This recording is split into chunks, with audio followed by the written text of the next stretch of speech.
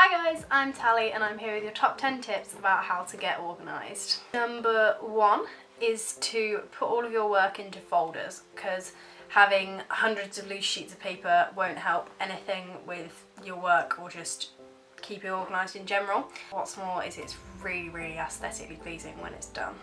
Next up is putting all of your events onto a calendar. You can subscribe to your uni calendar from iCal or whatever calendar software you use, but also put on everything you're doing outside of uni, because then you know what time you have to do this and what time you have to do that. And then number 3, I am a massive to-do list fan. So making lists of everything can help you visualise what needs to be done and when.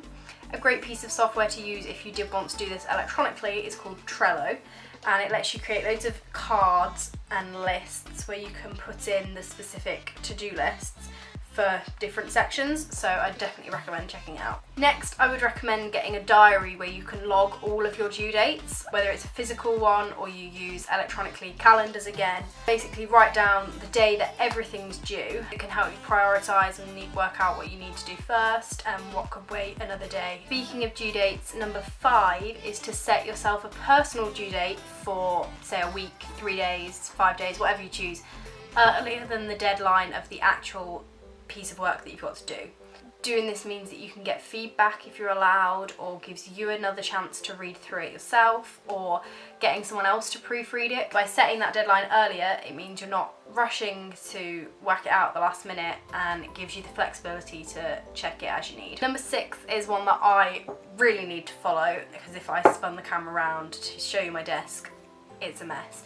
So number 6 is to have a tidy work environment. So organise your desk, have a preferably kind of emptier space to give you space to spread out your work. Basically set it out so it's not a complete and utter mess, because if it's messy you can't concentrate and it would just be distracting. Number 7 is less about being organised in your work life and more in your spending. If you can, use an app like Pennies or Yolt to track what you're spending money on and help organise, basically just sort your budgets out so you can know what you're spending and how much you have left to spend. Number 8 is have clear outs. If you have loads of clothes, loads of books, loads of DVDs, whatever you have lots of, you're not going to have much space to store them in student accommodation. As you're buying new things, you should probably be getting rid of older things.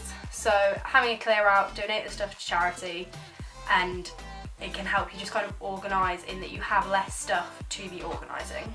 Next, if you live in a house or student accommodation, delegate chores, for lack of a better word, to kind of split up the jobs that you've got to be doing throughout the house and make it easier on yourselves to keep it tidy.